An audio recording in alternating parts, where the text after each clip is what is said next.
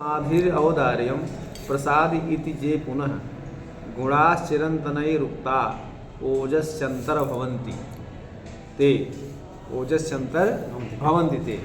कहने का मतलब श्लेष, समाधि, औदार्य और प्रसाद, ठीक है जी। ये जो क्या नाम से हैं ये शब्द गुण है। ये क्या है? शब्द गुण है। और शब्द गुण जो हैं ये कहा करके जो गुणास चिरंतन रुकता, चिरंतन माने प्राचीन आचार, जो प्राचीन आचार ऐसा मानते हैं, हाँ वो सब क्या कहते हैं? ओजस अंतर्भवंती देते। ये सब गुण जो हैं श्लेष, समाधि, औदार्य इत्यादि, ये सब को क्या नाम से ओज के अंतर्भूत हो जाते हैं, ओज के अंतर्भूत हो सकते हैं या होते हैं, समझे ना? इनको अलग से मानने की जरूरत नहीं, उसी के अंतर्भूत ये से काम चल सकता है। ओजसी भक्त्या ओजः पदवाच्य शब्द अर्थ धर्म विशेषे। कहा ओजस कहने से, लक्षणा से, ओजः शब्द कहने जाने वाले पर शब्द और अर्थ विशेष में तात्पर्य है। शब्द तथा अर्थ, शब्द गुण भी हैं और अर्थ गुण भी हैं, समझ रहे हो ना? तत्श्लेषो बहुनाम पदानाम एक पदवद भासमानात्मा। कहा उनमें से बहुत से पदों का एक पद के समान प्रतीत होने वाले को श्लेष कहते हैं। बहुत से पदों का एक पद के समान प्रतीत होने वाले को श्लेष कहते हैं। यहाँ ये है तो जैसे उन्मज्जल कुंजरेन्द्र रभसा स्फालानुबंधोद्धता सर्वा पर्वत कंधरोदर हुआ कुर्वन् प्रतिध्वनिनी उच्चैरुच्चरति ध्वनि श्रुतिपथोन्माथी यथायम तथा प्राय प्रेंखद संख्य शंख धवला बेलेयमुदगच्छति। समझ रहे हो नहीं? कहा कि देखिए समुद्र की तीर भूमि का वर्णन है। समुद्र की श्रीहास्यकृत जो है नागानंद नाटक का ये पद है, ठीक है? और समुद्र की बेला में, समुद्र की बेला की तीर भूमि का ये वर्णन है, ठीक है? कि कहा कि उन्मज्जल जल कुंजरेन्द्र, उन्मज्जनता समुद्र जलाद उत्तिष्ठन्ता है, मतलब समुद्र के जल से उठते हुए, समुद्र का जल ऐसे उठता रहता है ना, देखे हो समुद्र देखिए हो? हाँ, तो समुद्र जब देखोगे तो ऐसे ऐसे लहरें उठती रहती है, बड़ी तेजी से आती रहती है। तो समुद्र के जल से उठते हुए जल कुंजरेन्द्र, एक जल हस्ती होती है जो समुद्र में होती हैं, वो समुद्र के जल जो विशेष होते हैं, जल हस्तियों के वेग से जल के अभिघात रहने पर, आता जाता जल का अभिघात होता है, जल के अभिघात होने रहने से उठा हुआ रभसा स्फालानुबंधोद्धता सर्वा पर्वत कंधरोदर हुआ कुर्वन् प्रतिध्वनिनी। संपूर्ण पहाड़ों के पर्वत कंदरोदर, कंदरा, ठीक है? संपूर्ण पहाड़ों के कंदर भागों की प्रतिध्वनि युक्त, जैसे कंदराओं में शेर गरजता हो वैसे प्रतिध्वनि आती, वैसे समुद्र जब धिक्कार कर रहा है वैसे ध्वनियाँ समुद्र की आ रही है। कान के पर्दों को फाड़ने वाला, उसकी ध्वनि कैसे होती है? कान के पर्दों को उच्चैरुच्चरित ध्वनि श्रुतिपथोन्माथी यथायम तथा। श्रुतिपथ माने कान, तो मानो वह कान की ध्वनियों को फाड़ने वाला जैसे जोरदार शब्द हो रहा है, उससे प्रचुरता से चलते हुए प्राया प्रेंखद संख्य शंख धवला बेले मुदगच्छति। शंखों से सफेद या समुद्र की तीर भूमि उठ रही है, माने शंख सफेद सफेद वहाँ हो रहे हैं कि मानो शंख की सफेद की तीर भूमि उठ रही है। ऐसा यह क्या नाम से यहाँ का यह जनक प्रदेश का स्थान है। तो यहाँ पर अत्र बंध वैकट्यात्मकत्वाद ओजैव, यहाँ वामनाथ के सम्मत में श्लेष रचना के वैकट्य स्वरूप वाला ओज ही है। रचना की विकटता है, शब्दों की जो विकटता है, वही आचार्य वामन के मत में श्लेष रचना के वैकट्य स्वरूप वाले से वजह से यह ओज ही है, ओज गुण ही है। दूसरा शब्द गुण समाधि माना गया। दूसरा शब्द गुण कौन है? समाधि। का समाधि क्या है? का समाधि आरोह अवरोह क्रम, वह आरोह माने चढ़ाव, असेंडिंग और डिसेंडिंग ऑर्डर समझते हो ना इंग्लिश। आरोही अवरोही का। और अवरोह माने उतार। उनका जो क्रम है वो क्या है? समाधि है। उत्कर्ष और अपकर्ष, उनका क्रम का जो बैर पैदा न करने वाली रचना क्या है? समाधि। समझ रहे हो नहीं? आरोहा उत्कर्षा अवरोहा अपकर्षा तथा क्रमो वैरस्य अनावहो विन्यासा समाधि। ठीक है। जैसे चंचल भुजग भ्रमित चंद्र गदाभिघात, ये श्लोक है। तो इसमें तीन चरणों में क्रम से रचना की प्रगाढ़ता है, लेकिन चतुर्थ चरण में रचना की शिथिलता भी है। ठीक है। वह भी तीव्र प्रयत्न, मतलब जल्दी से तीव्र प्रयत्न के उच्चारण होने से, हो जाने से ये ओज है। समझे कि नहीं? इस प्रकार समाधि भी ओज के अंतर्भूत ही हो सकती है, उसको अलग से गुण मानने की जरूरत नहीं है। उदारता, उदार क्या है? विकटत्व स्वरूप वाला। अत्र पादत्रय क्रमेण च बंधस्य गाढ़ता चतुर्थ पादे त्वकर्षा तस्यापि च तीव्र प्रयत्नोच्चारितया ओजस्विता। उदारता क्या है? विकटत्व लक्षणा। विकटत्व पदानाम नित्य प्रायत्व। कहा विकटत्व क्या है भाई? विकटत्व क्या है? कहा पद जहाँ पर नृत्य करते, पद जहाँ पर नृत्य करते, ऐसे भाव को क्या कहते हैं? विकटत्व। कहते बड़ा विकटत्व, बड़ा विकट। जहाँ पर पद ही मानो नृत्य कर रहे हो उसी को विकटत्व कहते हैं। ठीक है। जैसे सुचरण विनिविष्टये नूपरे नर्तकी नाम झणित रणित मासीत तत्र चित्रम कलम च। जैसे यहाँ पर नर्तकियाँ, सुचरण माने सुचरणयो सुंदर पादयो हो। नर्तकियों के नाचने वाली जो स्त्रियाँ होती हैं नर्तकी कही जाती हैं। हाँ?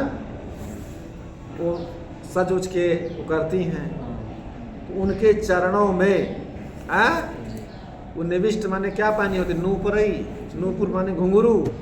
नर्तकी नाम झणित, जब वो चलती हैं तो झनझन की आवाज़ होती है कि नहीं? नूपुरों से विचित्र झण, ऐसा जो मधुर और आस्फुट शब्द हुआ रहता है, आवाज़ होती है। इस पद्य में अत्र च तन्मतानुसारेण, बामन के मत के अनुसार पर रसानुसंधान मंत्रेण रयु शब्द प्रौढ़ोक्ति मात्रेण ऊर्जः। कहा कि इस दान के अनुसार रस के अनुसंधान के बिना किसी रस के अनुसंधान के ही शब्द की प्रौढ़ी उक्ति मात्र से ओज गुण प्रतीत होता है। यहाँ पर ओज गुण की प्रतीति होती है। कहा ओज से मिश्रित शैथिल्य को प्रसाद कहते हैं। प्रसाद क्या है? कहा प्रसादा ओजो मिश्रित शैथिल्यात्मा। कहा ओज गुण से मिश्रित जो शैथिल्य है उसको प्रसाद मानते हैं।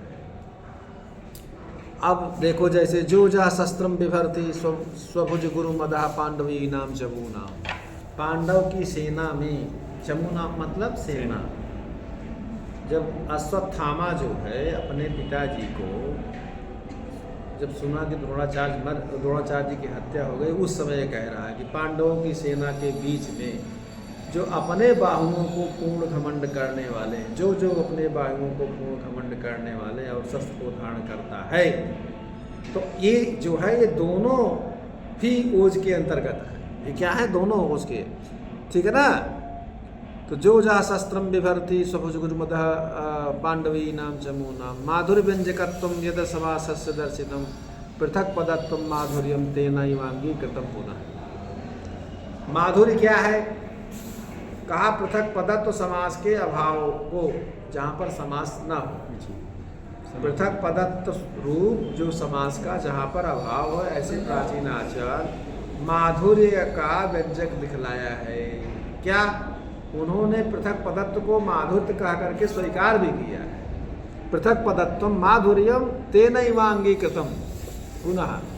उन्होंने पृथक पदत्व को कह करके माधुर्य अंगीकृतम माने स्वीकार किया है। माधुर्य कह करके स्वीकार किया है। जैसे श्वासान मुंचति, यह जो श्लोक है, तो ये जो है इसका उदाहरण है। अर्थक व्यक्ति क्या है? ब्राह्मण के मत में ब्राह्मण सम्मत अर्थक व्यक्ति नामक गुण है। उसका प्रसाद नाम के गुण में ही अंतर्भाव मानते हैं। क्या अर्थ व्यक्ति प्रसाद आख्या गुणे नैव परिग्रह अर्थ व्यक्ति पदा नाम ही झटित्यर्थ समर्पणम। कहा क्योंकि पदों का झटपट अर्थ का समर्पण करना ही अर्थ व्यक्ति है। जब पद सुने तो झटपट अर्थों को समर्पित कर दे, उसी का नाम जो है अर्थ व्यक्ति है। हाँ, स्पष्टम उदाहरण से स्पष्ट है। ग्राम्य दुस्रवत्यागात कांतिश्च सुकुमारता। बामन आचार्य के मत में कांति नामक गुण को ग्राम्यता कांति नामक गुण को ग्राम्यता और दीप के त्याग से स्वीकार किया। हाँ, उसी तरह सुकुमारता नामक गुण को, सुकुमारता भी रहना गुण है ना, बड़े सुकुमार है, गुण है। सुकुमारता नामक गुण को दुस्रवता दोष के त्याग से मान लिया है। अर्थात कांति और सुकुमारता स्वतंत्र गुण नहीं है। कहने का मतलब है अंगी संबंध है। कांति रौजल्यम तच्च हालिकादि पद विन्यास वैपरीत्ये न लौकिक शोभाशालित्वम सुकुमारता अपारुष्यम अनयोर उदाहरणे स्पष्ट। कांति कहते हैं उज्ज्वलता को। कांति किसको कहते हैं? उज्ज्वलता को। हालिक माने होता हलवा, हलवा समझते ना, जो हर ओर जोतते हैं। आदि से प्रयुक्त जो पद विन्यास के परित्याग से जो अलौकिक शोभा से युक्त होना ही उज्ज्वलता है। और पारुष्य मतलब कठोरता का ना होना सुकुमारता है। इन दोनों के उदाहरण स्पष्ट हैं। क्वचित दोषस्तु समता मार्गा भेद स्वरूपिणी अन्यथोक्त गुणेश्वस्या अंतः पातो यथा यथम।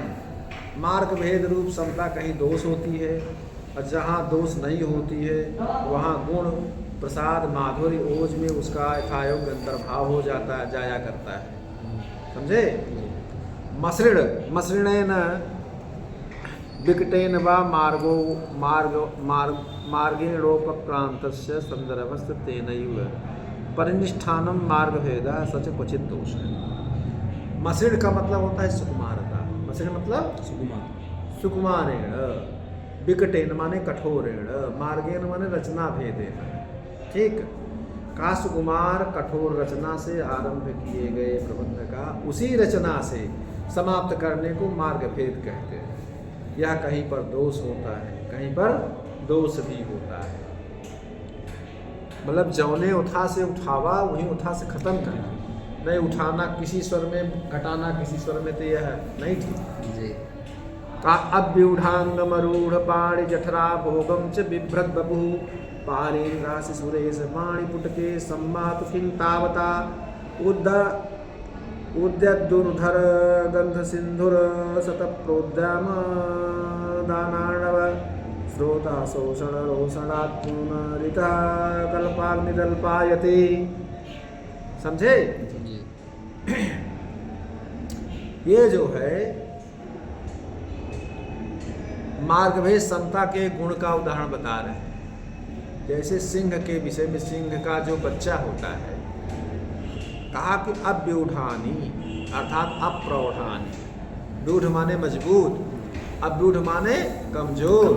शेर का जब बच्चा होता है तो अच्छा मजबूत होता है, पैर की कोमल होता है, कमजोर होता है, अप्रौढ़ होता है। कोमल। और चरणादवे अवयवाह, कहने का मतलब ये कि जो उसके अंग हैं, अपुष्ट पैर हैं जिसके ऐसे अंगों वाला, तथा हाथ और पैरों की परिपूर्णता से रहित। पाणी जठरा भोगम च बिभ्रत बपु, शरीर को धारण करता हुआ, शरीर को धारण करता हुआ कौन? पारिंदा से सुरेश। पारिंद्र माने होता है शेर, पारिंद्र माने शेर, और शिशु माने बच्चा। शेर का जो ये बच्चा है भले ही पाणी पुटके सम्मात किंतावता, आपके इस कोरे में पाणी पुटक में भले वो समा जाए, अभी तो आप उसको गोद में ले लीजिए। समझ रहे हैं कि नहीं? उद्दर्धुर्धर गंध सिंधु सिंधुर शतप्रोद्याम मदनाणव श्रोता शोषण रोषणात् पुनरितः कल्पाग निरल्पायते। मतलब मनुष्य के दोनों हाथों में भले समा जाए उतने से क्या होता है, लेकिन उठे हुए दुर्धर्ष सैकड़ों गंध हाथियों के मद जल के समुद्र प्रवाह को सुखाने में समर्थ क्रुद्ध इससे प्रलय काल का जो अग्नि है, प्रलय कालिक जो अग्नि है, उसके क्रोध के सामने थोड़ा सा ही प्रतीत होता है। जब शेर अपने स्वभाव पे आता है तो उसके क्रोध के सामने प्रलय कालिक अग्नि भी उसके सामने थोड़ी सी प्रतीत होती है। अभी तो उसको आप भले खिला रहे हैं, समझ रहे हैं कि नहीं? अत्रोद्धते अर्थे वाच्ये सुकुमार बंध त्यागो गुण एव अनेवं विधस्थाने माधुर्यादेवान्तः पातः। कहा इसके उत्तरार्ध में उद्धत अर्थवाच्य होने से सुकुमारता रचना त्याग ही गुण है। क्योंकि शेर का वर्णन कर रहे हैं, वहाँ सुकुमारता का वर्णन करोगे, सुकुमारता की रचना को त्याग करना ही वहाँ पर गुण है। ऐसा स्थल न होने पर माधुर्य आदि में उसका अंतर्भाव होता ही है। जैसे लता कुंजन गुंजन कल हम पढ़ाए थे, ये है। अब कहा कि ओजा प्रसादो माधुर्यम सकुमार उदारता तद्भावस्य दोषत्वात् स्वीकृता अर्थगा गुणा है। ओज प्रसाद माधुर्य सकुमार उदारता इनका अभाव दोष रूप होने से अर्थगत गुण स्वीकृत किए गए हैं। समझ रहे हो ना? कहा ओजा साभिप्रायत्व रूपम। ओज किसे कहते हैं? पदों का साभिप्राय होना ही ओज है।